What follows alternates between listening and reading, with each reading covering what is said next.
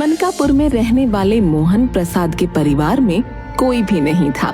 न माँ बाप, न पत्नी और न ही बच्चे। ले देकर अगर कोई था तो उनका प्रिय घोड़ा नील रतन। मोहन प्रसाद के जीवन में भगवान का भागवत भजन और अपने प्रिय नील रतन की सेवा करने का काम था।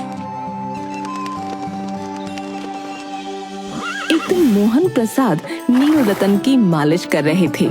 तभी गांव का एक युवक वहां से होकर गुजर रहा था। अरे मोहन काका, कुछ भी कहो, आपका ये घोड़ा है बड़ा सुंदर और उतना ही बलवान भी। मैंने कई शहरों की यात्रा की है, लेकिन आज तक आपके घोड़े के जोड़ का कोई दूसरा घोड़ा नहीं देखा। हाँ। नील रतन की तारीफ सुनकर मोहन प्रसाद ऐसे खुश हो रहे थे जैसे कि एक पिता अपने पुत्र की तारीफ सुनकर होता है।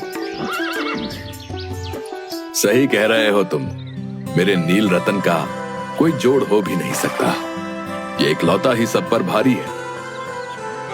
जैसा आनंद और खुशी एक माँ को अपने बेटे को देखकर, एक किसान को अपने लहराते हुए खेतों को देखकर होता है, वैसी ही खुशी मोहन प्रसाद को अपने घोड़े नील रतन को देखकर मिलती थी।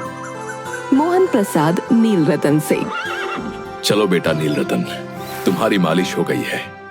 अब मैं तुम्हें स्नान करा देता हूँ और उसके बाद तुम भोजन करके थोड़ा विश्राम कर लो। तुम्हें वैसे भी मालिश और स्नान के बाद अच्छी नींद आती है।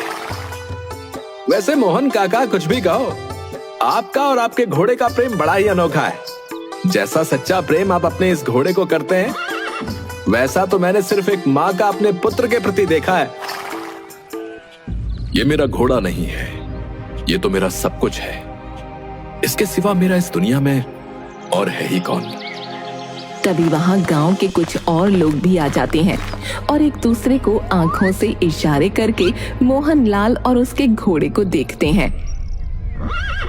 मोहन लाल, कुछ भी कहो, ये तो सच है कि तुम्हारा इस घोड़े के प्रति जो प्रेम है, वो हमने आज तक किसी जानवर के प्रति नहीं देखा है। हाँ, ये जानवर नहीं है। मैंने तुम सबको कितनी बार समझाया है कि ये मेरा पुत्र है और इसका नाम नील रतन है। तुम सब बार बार इसे जानवर या घोड़ा कहकर मुझे दुख देते हो भाई। क्षमा करिए मोहन प्रसाद जी, हमारा वो मतलब नहीं था। हम जानते हैं कि आप अपने घोड़े मतलब अपने नील रतन से बहुत प्रेम करते हैं, परंतु कुछ भी हो, है तो ये घोड़ा ही ना। ठीक है, अब हो गई ना तुम सबकी बातें, तो अपने अपने काम पर जाओ और मुझे भी अपना काम करने दो। मोहन काका, आप नाराज मत होइए, इन्हें तो मस्खरी करने की आदत है। आपके मन में जो प्रेम नील रतन के लिए है, वो तो सच में ही अनमोल है। आपने तो नील रतन के लिए विवाह भी नहीं किया। कौन भला इतनी बड़ी कुर्बानी देता है? मोहन प्रसाद पहले व्यक्ति की बात सुनकर मन ही मन प्रफुल्लित होता हुआ कहता है,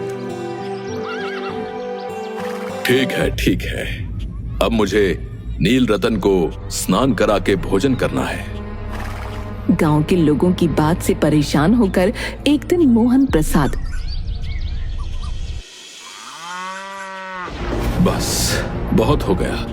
रोज रोज इन गांव वालों की बातें अब नहीं सुन सकता मैं।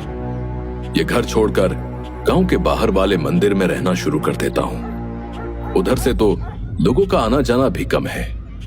ना कोई आएगा जाएगा और ना ही मुझे किसी की बातें सुनाई पड़ेंगी। आराम से भगवान का भजन कीर्तन करूंगा और अपने नील रतन की देखभाल करूंगा। उसे किसी चीज का मोह नहीं था सिवाय नील रतन के, पर नील रतन से बिछुड़ने की वेदना उनके लिए असह्य थी। जब कभी कोई नील रतन से बिछड़ने की बात कह देता तो मोहन प्रसाद बोलते, अब मैं इसके बिना नहीं रह सकूंगा। वो उसकी चाल पर लट्टू थे। कहते, ऐसे चलता है जैसे मोर घनघटा को देखकर नाच रहा हो। आहा। गांव के लोग इस प्रेम को देखकर चकित थे। कभी कभी कनखियों से इशारे भी करते थे, परंतु मोहन प्रसाद को इसकी परवाह न थी। जब तक संध्या समय नील रतन पर चढ़कर 8-10 मील का चक्कर नहीं लगा लेते, उन्हें नींद नहीं आती। दूसरी तरफ उस इलाके में प्रसिद्ध डाकू खड़ग सिंह के ठिकाने पर खड़ग सिंह के कानों तक भी नील रतन की कीर्ति पहुंची। नील रतन की तारीफ सुनकर मेरा हृदय उसे देखने के लिए व्याकुल हो रहा है। अब मुझसे और बर्दाश्त नहीं होता।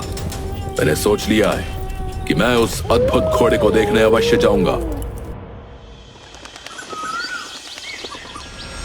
वो एक दिन दोपहर के समय मोहन प्रसाद के पास पहुंचा।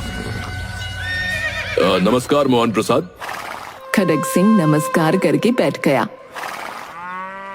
खड़ग सिंह, क्या हाल है? आपकी दया है। कहो, इधर कैसे आ गए? नील रतन की चाह खींच लाई। विचित्र जानवर है, देखोगे तो प्रसन्न हो जाओगे। मैंने भी बड़ी प्रशंसा सुनी है। उसकी चाल तुम्हारा मन मोह लेगी। कहते हैं देखने में भी बहुत सुंदर है। क्या कहना, जो उसे एक बार देख लेता है उसके हृदय पर उसकी छवि अंकित हो जाती है।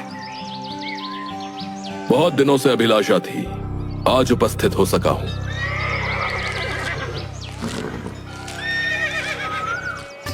मोहन प्रसाद और खड़ग सिंह दोनों अस्तबल में पहुंचे। मोहन प्रसाद ने घोड़ा दिखाया घमंड से, खड़ग सिंह ने घोड़ा देखा आश्चर्य से। उसने सैकड़ों घोड़े देखे थे, पर ऐसा बांका घोड़ा उसकी आंखों से कभी ना गुजरा था। सोचने लगा, भाग्य की बात है, ऐसा घोड़ा खड़ग सिंह के पास होना चाहिए था। इस साधु को ऐसी चीजों से क्या लाभ? कुछ देर तक आश्चर्य से चुपचाप खड़ा रहा। इसके पश्चात हृदय में हलचल होने लगी। अधीरता से बोला, परंतु बाबा जी, अगर इसकी चाल न देखी तो फिर अधूरा सा लगेगा। सही कहा तुमने खड़ग सिंह, मेरे नील रतन की चाल तो सबसे मनमोहक है। मोहन प्रसाद जी भी मनुष्य ही थे। अपनी वस्तु की प्रशंसा दूसरे के मुख से सुनने के लिए उनका हृदय अधीर हो गया। घोड़े को खोलकर बाहर लाए। गर्व से भरे हुए मोहन प्रसाद ने नील रतन की पीठ पर हाथ फेरते हुए कहा, ये देखो खड़ग सिंह, ये है मेरा अद्भुत और प्रिय घोड़ा नील रतन। इसके जैसा तुमने दूसरा कोई नहीं देखा होगा। सत्य कहा आपने, ये वाकई में अद्भुत है। तभी मोहन प्रसाद नील रतन की पीठ पर हाथ फेरते फेरते एकाएक उचक कर नील रतन की पीठ पर सवार हो गए। घोड़ा वायु वेग से उड़ने लगा। उसकी चाल देखकर, उसकी गति देखकर खड़ग सिंह के हृदय पर सांप लौट गए। ये घोड़ा मुझे पसंद आ गया है, और वैसे भी मैं जिस चीज को पसंद कर लेता हूँ उस पर अपना अधिकार बनाकर ही मानता हूँ। ये घोड़ा इस बाबा के पास अच्छा नहीं लगता। ये तो मेरे पास होना चाहिए, मेरे जैसे बलशाली के पास। वो डाकू था। उसे जो वस्तु पसंद आ जाए उस पर वो अपना अधिकार समझता था। उसके पास बाहुबल था और आदमी भी। जाते जाते उसने कहा, बाबा जी, मैं ये घोड़ा आपके पास न रहने दूंगा। मोहन प्रसाद डर गया। अब उसे रात को नींद न आती थी। सारी रात अस्तबल की रखवाली में काटने लगा। उसे हर समय खड़ग सिंह का भय लगा रहता। पर कई मास बीत गए, पर खड़ग सिंह न आया। मोहन प्रसाद कुछ लापरवाह हो गया और इस बात को एक बुरा सपना समझने लगा। एक दिन संध्या के समय हमेशा की तरह मोहन प्रसाद नील रतन की सवारी कर रहा था और प्रसन्न भाव से खुद से बातें किए जा रहा था। मेरी नील रतन की सवारी करने में जो आनंद की अनुभूति होती है वो और कहीं नहीं होती। इसका शरीर कितना गठीला है और रंग कितना चमकदार है। मोहन प्रसाद प्रसन्न मुख से चला जा रहा था। संध्या का समय था। नील रतन पर सवार होकर घूमने जा रहा था। इस समय उसकी आंखों में चमक थी, मुख पर प्रसन्नता। कभी घोड़े के शरीर को देखता, कभी उसके रंग को, और मन में फूला न समाता। तभी उसे एक आवाज आई। ओ बाबा, इस कंगले की सुनते जाना। आवाज में करुणा थी। मोहन प्रसाद ने घोड़े को रोक लिया। देखा, एक अपाहिज वृक्ष की छाया में पड़ा कराह रहा था। बोलो, तुम्हें क्या कष्ट है? बाबा, मैं दुखियारा हूं, मुझ पर दया करो। रामा वाला यहाँ से 3 मील दूर है, मुझे वहां जाना है। घोड़े पर चढ़ा लो, परमात्मा भला करेगा। वहां तुम्हारा कौन है? दुर्गा दत्त वैद्य का नाम आपने सुना होगा, मैं उनका सौतेला भाई हूं। अवश्य, मैं अभी तुम्हारी सहायता करता हूं। मोहन प्रसाद ने अपाहिज को घोड़े पर सवार किया और स्वयं उसकी लगाम पकड़कर धीरे धीरे चलने लगा। तभी उसे एक झटका सा लगा और लगाम हाथ से छूट गई। उसके आश्चर्य का ठिकाना न रहा जब उसने देखा कि अपाहिज घोड़े की पीठ पर तन कर बैठ गया है और घोड़े को दौड़ाए लिए जा रहा है। मोहन प्रसाद के मुख से भय की चीख निकल गई।